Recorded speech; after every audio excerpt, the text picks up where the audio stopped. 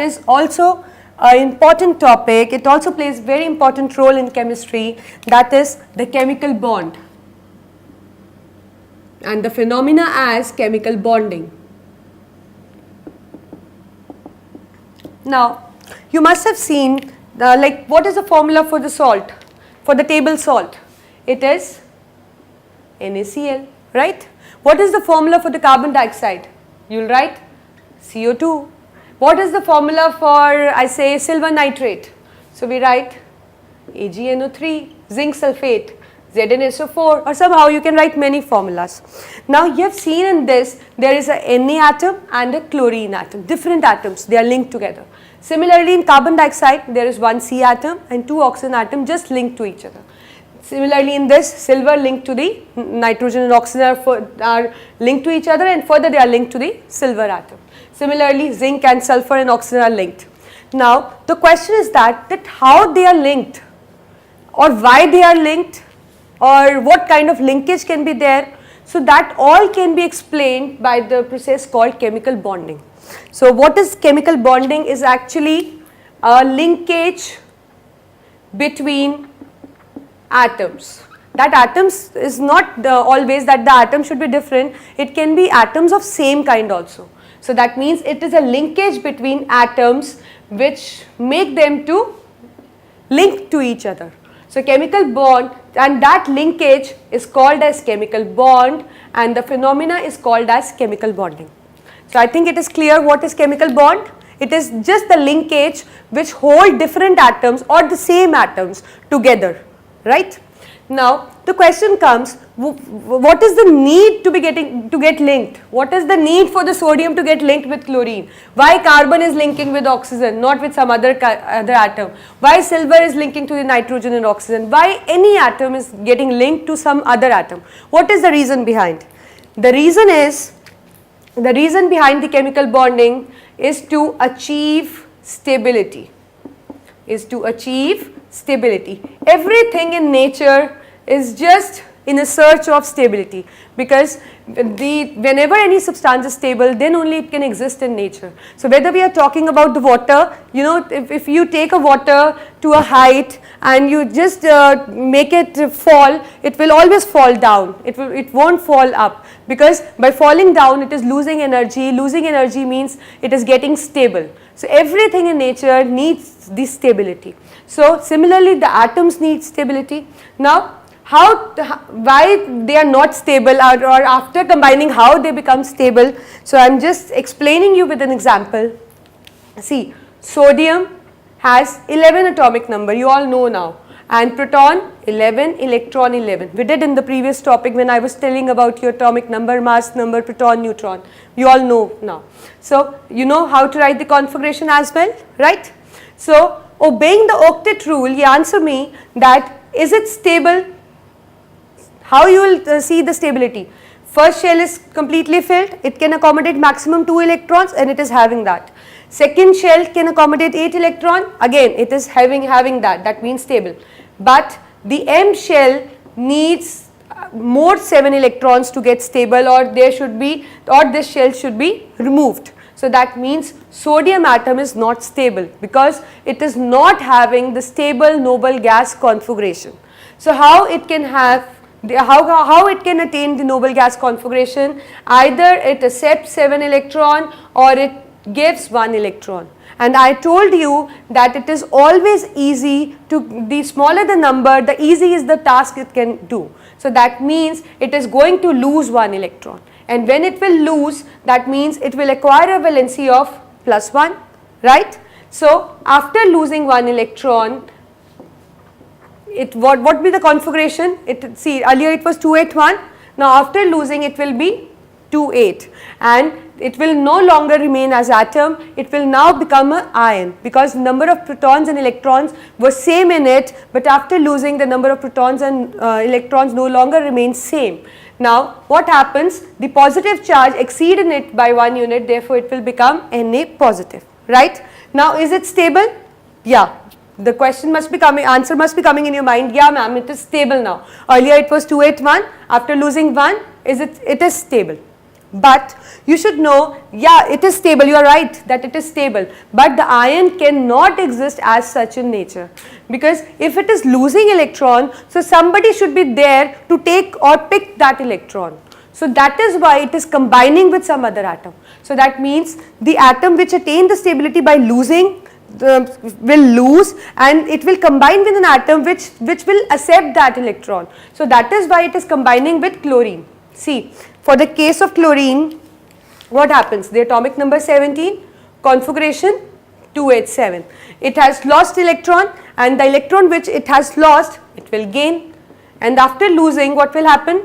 The configuration becomes 288. Earlier it was not stable. The third shell didn't have this thing 8 electrons. It was deficient in 1 electron. But after taking, it becomes 288. That means now it is stable. But again, it will no longer remain as atom. It will become as ion, negatively charged ion. So that means there should be a atom. If there is an atom which is losing electron to gain stability, there should be a other atom which will accept that electron.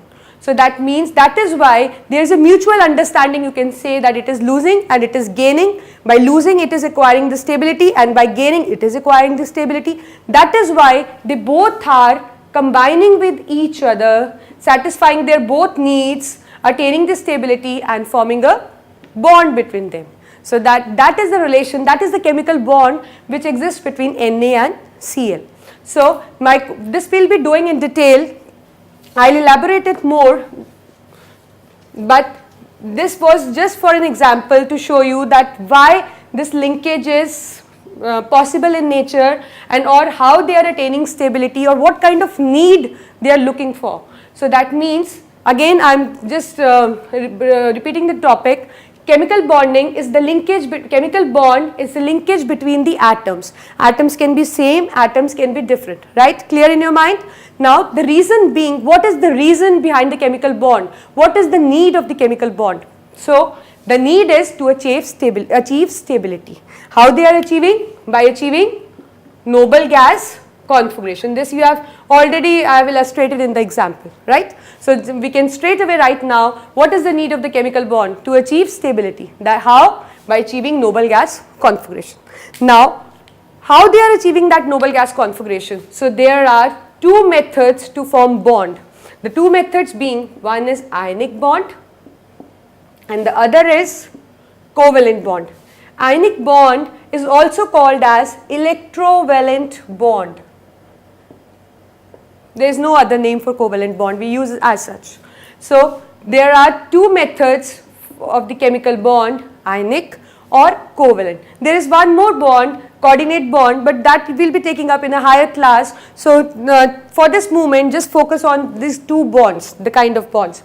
So one is ionic and the other is covalent. Ionic is also called as electrovalent, right? Now that means to achieve stability, to achieve noble gas, two kinds of bond are possible, ionic and covalent. So what will happen in the ionic bond? Ionic bond just involve the transfer of electrons. As I have given you the example, illustrated an example in NaCl. One will be losing, other will be gaining. Mutual understanding, right? And what will happen in the covalent bond? It occurs due to sharing of electrons. It will occur due to sharing of electrons. One more example I will give you, we will be doing it more in a more elaborate way, but just for a moment I want you to understand these terms. So I am giving you one simple example. See, if I have got one toffee and my friend doesn't have that, so he needs that toffee and I have that toffee. So if I give that toffee to her, then what will happen? I will lose that toffee and she will gain that toffee. So that means just a transfer of toffee occur, okay. So that is the ionic bond, right. So that means one lose it, one is deficient now and the other has taken that, right. So this is ionic bond. Covalent bond, see again I have a toffee and my friend doesn't have that. So what I am doing, I am just you can biting it and giving half to her and half to me. Now what will happen? That one toffee is mutually shared between our two.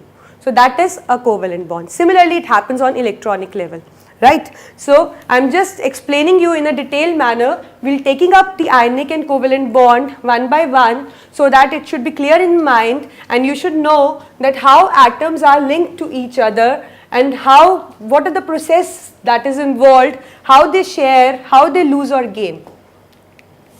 So starting with the ionic bond, as I've told you, ionic bond is formed of transfer of electrons. Ionic bond is formed of transfer of electron. That means one will lose and one will gain, right?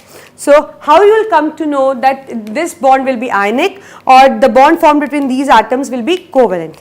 See, if I give you an example show the bond formation in NaCl we have already taken. I'll take some more example for you. See, if I ask you to show a bond formation between calcium and chlorine, right? What you will do?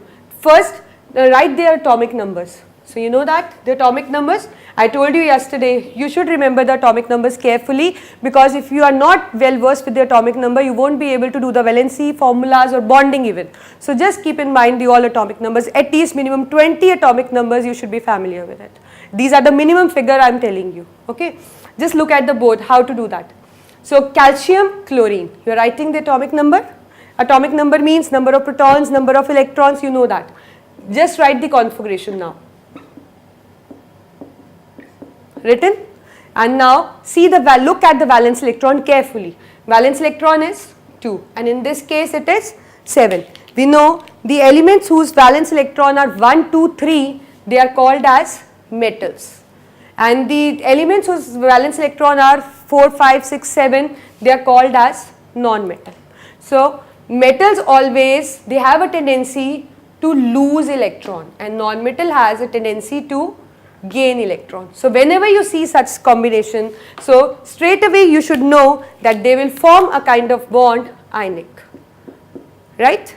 So now how you will form the next step, first do this step, because first you should know by looking at the elements you cannot judge that it will form a covalent bond or it can form an ionic bond. Just write the steps, it should be clear in your mind how to go stepwise and what is the criteria that you are judging that it contains the ionic or the covalent bond. So after writing it, it will be clear in your mind that the bond formed will be between them will be ionic. Now how to show the bond, right? See, start with the metal. So metal was calcium.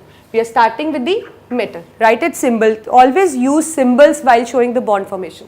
Now the valence electrons are 2, because whenever the bond formation occur, electron gaining or losing at that occur in the last shell. So only valence shell electrons are participating. Valence electrons that you call valence shell electrons as valence electrons. So only they are participating, not the inner one, right? So we are just this thing showing this valence electron in form of dots or in form of stars, any symbol you can use for that. So that means calcium has 2 valence electron, and what the metal do? It lose. So that means it will be losing 2 electrons. Lose means minus, right? How many electrons? As I have told you 2. So it will be losing 2 electrons. I have written 2, that means 2 electrons. This E negative is the sign to show the electron, right? And after doing that, what will happen? After losing 2 electrons, 2 positive charge will exceed and it will become 2 positive. No need to write the configuration, but still if you want, you can write it down, but otherwise you can write the configuration there only. But still if you want to make your answer more impressive, you can write here also, right? So for metal it is done. Now come to the non-metal. Non-metal is chlorine. Write its symbol. How many electron it has? 7. Just put it like dots. Please, I am telling you again, don't decorate it with the dots. It is wrong method to represent. You have to write in a specific manner so that it should be clear just looking at the symbol that how many electrons are there. So you write it in this way, like if there is 1 electron, just put 1. If it is 2, then put 2. 3, to write it this like this. 4, then this. So it should be, means it should be in pairs. Don't decorate it with the valence electrons, right? So coming again to the topic, chlorine has 7 electrons. So we have put them in pairs. See, so beautifully done. So it should be clear. You have to do like this. So that should be very clear to the person who is looking at your bond formation. So what will happen? It has got 7 electrons, it need 1 electron to fulfill its octet. It will gain 1 electron, plus means addition. 1 you can write or you may not write, because anything before the symbol, if nothing is present, that means 1 only. So whether write or not, it's your wish. So arrow means it will result into, after gaining 1 electron, now it will become Cl negative, because 1 negative charge will exceed. So it will be Cl negative and the configuration will be 288. Now as you do the addition sums, just do like that. So we are just clubbing all results. Ca has 2 electrons, right? Chlorine has 7 electrons. What results into? It results into Ca2 positive, Cl negative. Always write metal first, always write metal first, okay? Don't use it with non-metal, because we first have to show that who has denoted that electrons, because bond formation has occurred on the for the sake of metal only. There should be a donor, that is why the other will receive it. So again you will write with the atoms with the valency, then just shuffle them. You know how to write the molecular formulas, we have done in previous topic.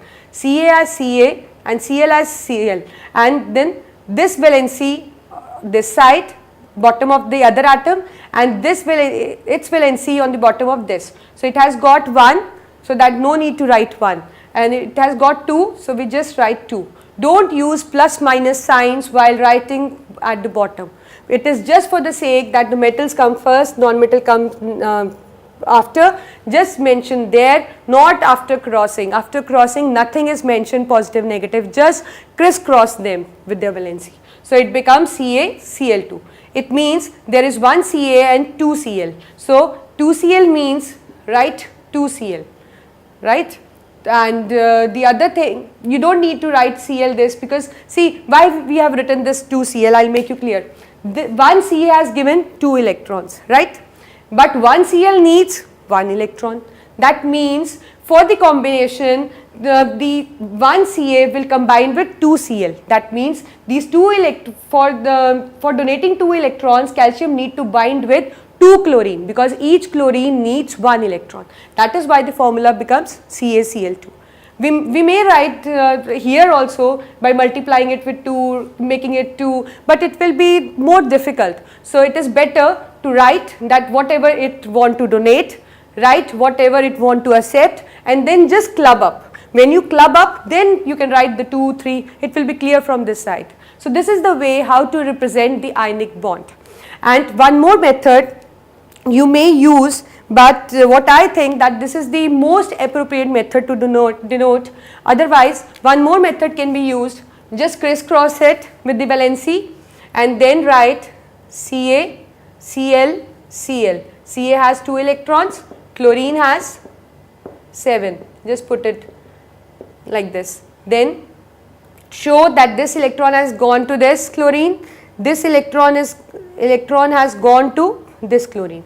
So after doing this, it required negative charge and this required negative charge and 2 positive. You can even do like this, but I think the most appropriate method to show the bond formation, this will help you in this thing higher class as well. So just do this method, what I prefer, but you can do both the methods you like to do. So this is how the ionic bond is represented.